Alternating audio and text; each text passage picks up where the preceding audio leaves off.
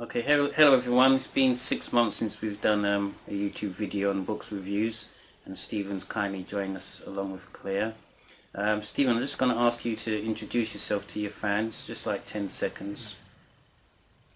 Hi, I'm Stephen Vizinczey, and I'm the author of Impresa for the Women, An Innocent Millionaire, Truth and Lies in Literature, If Only, and some other books, and the great. And then, do you want to introduce yourself? Yeah, my name's Claire Parker, and I'm a long-term friend of Stephen's. So okay. Teacher. Yeah, and she's also a teacher. teacher. Yes. She's just being modest. What? You're just being modest. Not really. So okay. So today, because it's been such a long time, we've got a treat for you today, and Stephen's chosen to talk about the play King Lear. Do you want to hold up the cover of the book, Stephen? Just so that you can see what book you're referring to. Anyway, what edition is that, by the way, or what? Who published this one? It's the complete works of Shakespeare. This is the most important book of Western civilization. Everything important about life and human beings is there. And there is not so really without Shakespeare it is difficult to imagine the Western world as it is. It would be a different world. We would live in a different world. That's a very important thing about great achievers, that their influence goes far beyond their fame.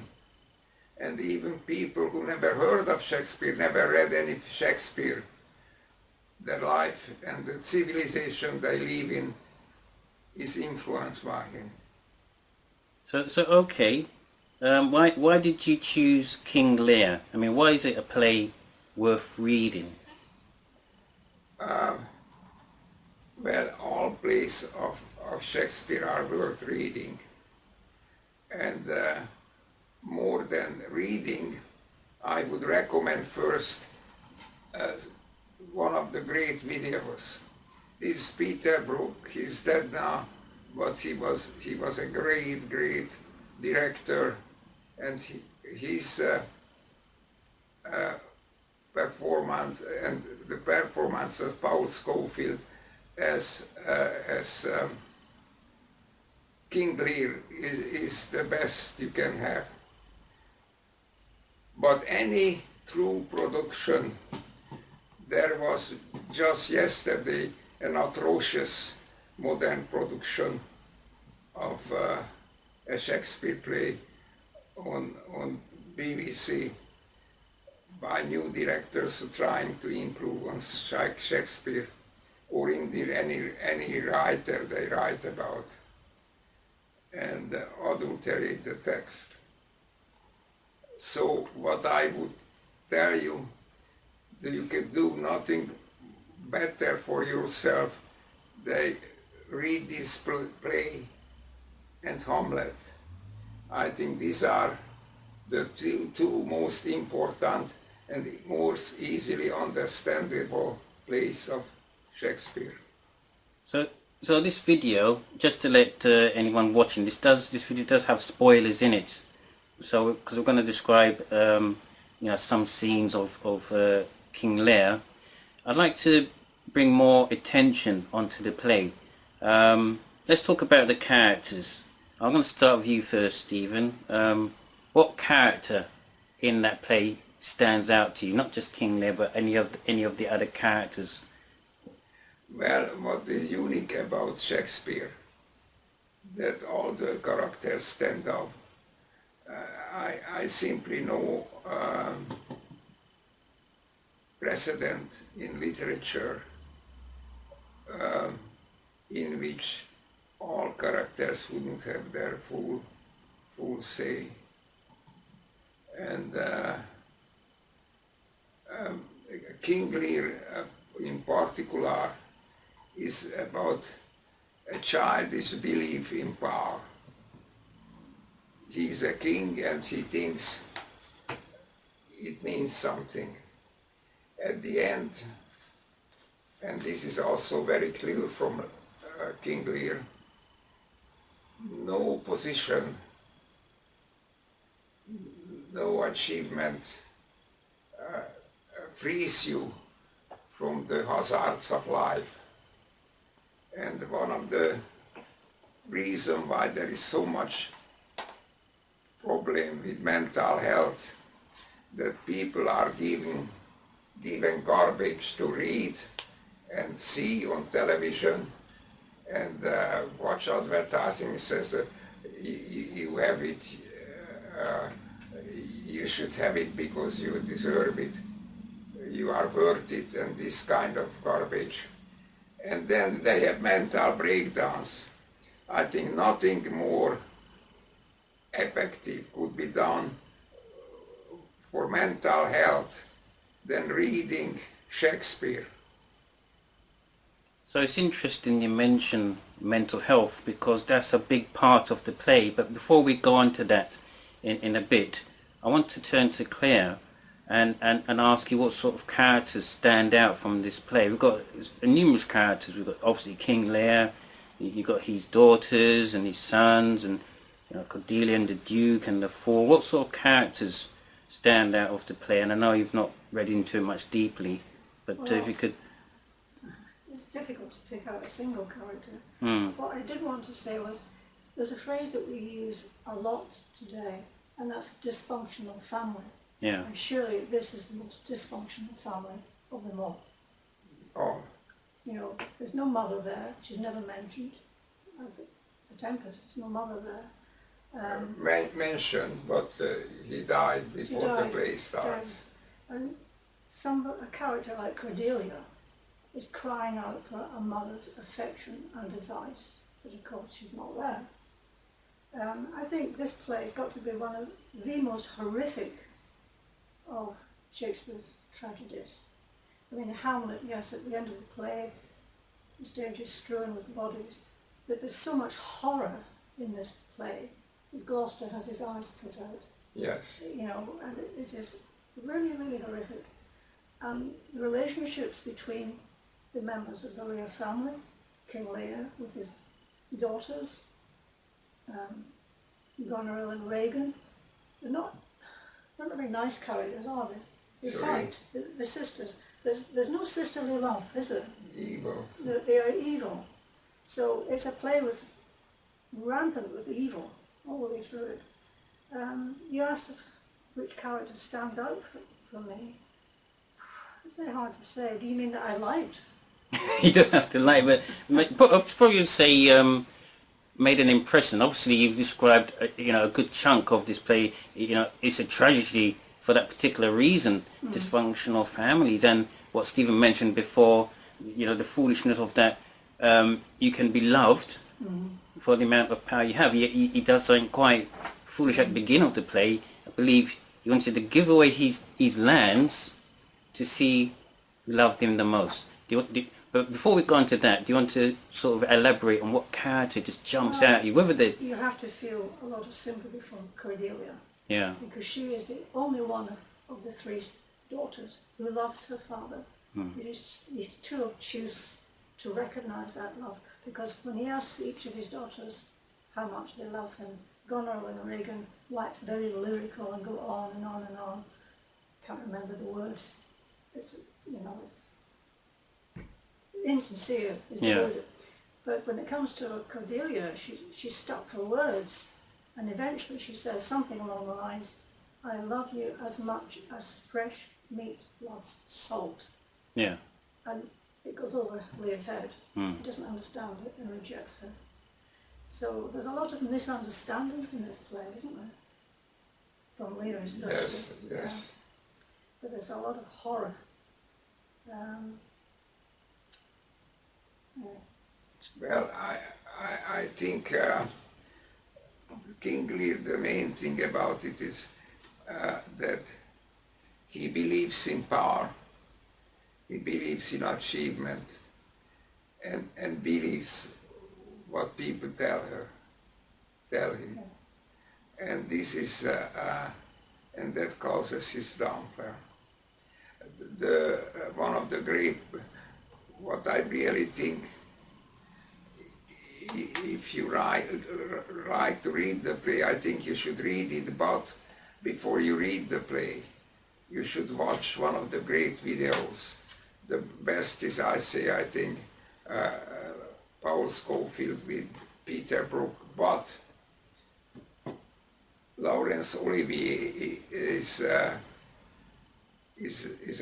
bit different, but in a way perhaps more profound, in the sense that he believes what people tell him, and she's full of himself, and he loves himself, and he thinks so does everybody who tells him, and this is I really think that you can't be really, especially if young, you cannot be really desperate and suicidal if you read Shakespeare. So, on to the subject of mental health and mental illness, King Lear does lose his mind. Does anyone, I mean, I'm going to start with Claire first, and then I'll move on to you, Stephen. Why does King Lear become mentally unwell? Do you want to elaborate on that? I don't think I can give a straight answer to that. Well, But you don't need a straight. He's thrown out into the wilderness, Yeah. into the harshness of winter, and he's lost his family, really. He's lost his family. The only person who stands by him is the fool. Is that right? Yes. The fool stays with him. The But, fool in Shakespeare is always one of the wisest characters. Yeah, that's true. It's a sort of catch sort of 22 thing, isn't it? You know, how's the fool the wise? And I'm sure Shakespeare's telling his readers something here, isn't Yes. it?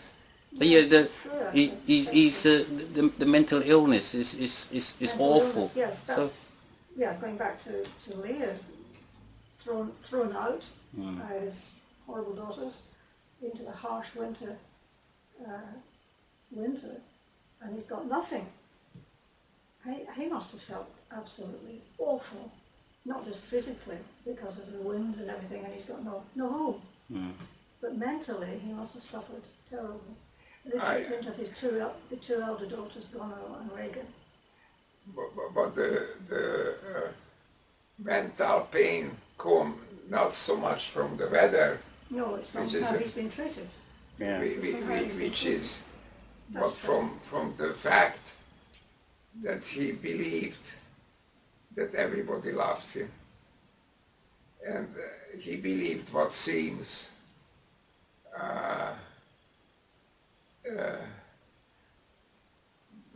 when people loved him and bowed to him, he thought it is something real. Yeah, the one character that's missing in this play Yeah. is Queen Lear, the mother. She's not there. She died before the play opens. Yeah. But there are scenes that cry out for her mother's support, as I mentioned before, Cordelia. And it's not the only play where there is no mothers. In The Tempest, there's Miranda, with her rather tyrannical father. There's no mother there to advise her. And even when there is a mother, like in Hamlet, Yeah, he betrays his father, he betrays her husband. Yeah. So about other characters, I mean, I believe we got Duke of Burgundy. Do you want to describe his part in this play? Well, you know, this is happening, the play is played in ancient Britain, Yeah. you know, before written history really, and he is is and the various people are bidding for the hands Yeah. of his daughters, and why he loved his youngest daughter. What's his name? Cordelia. He, he got the biggest portion of the land, and but when he displeased with her and denies her, then the Duke of Burgundy doesn't take her without a dowry. So, but what is again very interesting, that every play of Shakespeare, and including King Lear, is a family drama, but at the same time it gives you a picture of the whole society. So again, marrying for dowry is a very important issue even today, and many lovely Muslim girls are murdered because they don't want to marry somebody because the parents think that it's a good thing, and there is money in it and the dowry. So, and the King of Burgundy, the Duke of Burgundy, wouldn't marry Cornelia unless he gets a dowry. Okay. But So the King of France marries her without anything. So okay, we're going to wrap up this section of the video, but before we do, I'm going to ask Claire and yourself, why is King Lear either worth reading, or if you don't have the book, why is it worth watching? So I'll start with yourself, Claire. I mean, even if you're not that interested in the play, there's always something you can take. I wouldn't say I'm not interested, but But try and sell it to the audience. Why is King Lear either worth reading or as watching? Stephen pointed out, it tells you a lot about a particular family. Yeah. So people reading the play or watching it, they might go home thinking, oh, I'll be nicer to my sister, I'll be nicer to my mother, or whatever. It's about, as you say, it's about power, but there's not any kindness in this play. There is no kindness, is there? People being kind, apart from the fool. No, there is Kent. Mm-hmm. Kent is a very kind Oh, character. I've forgotten about it. Anyway, it's in very short supply. So, well, yes, anyone reading the play will learn a lot about life and how to treat people, not just in their own family, but outside the family. Yeah. And Stephen, why should anyone read or watch King Lear? I know it's a tragedy, obviously. Well, because Shakespeare does, all great writers do it, but Shakespeare does it better than anybody. That he always puts the asides in the most dramatic scenes in a way that you can draw a universal conclusion. So, for instance, when his evil daughters ask him that why he need 100 servants, because he maintained that he gave them his kingdom, he gave his children his kingdom, but he returned the right for 100 knights, and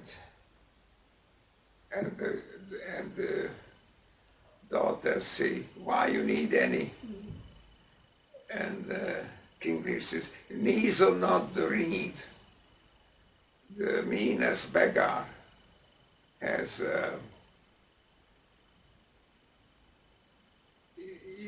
has superfluity once more. I don't remember because I started reading it when I was still in Hungary and young boy. And I certainly wouldn't be the man I am or the writer I am without Shakespeare, without having read Shakespeare. And I think if you read Shakespeare plays and watch one of the great videos,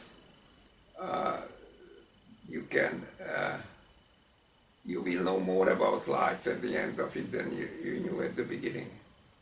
So okay, thank you both Stephen and Claire kindly for presenting it to us about King Lear. We'll hopefully get another video for yourselves, you know, to your fans or those watching this video, a lot less than 6 months' time. I'd like to say thank you for watching, and we'll see you again next time. Thank you very much.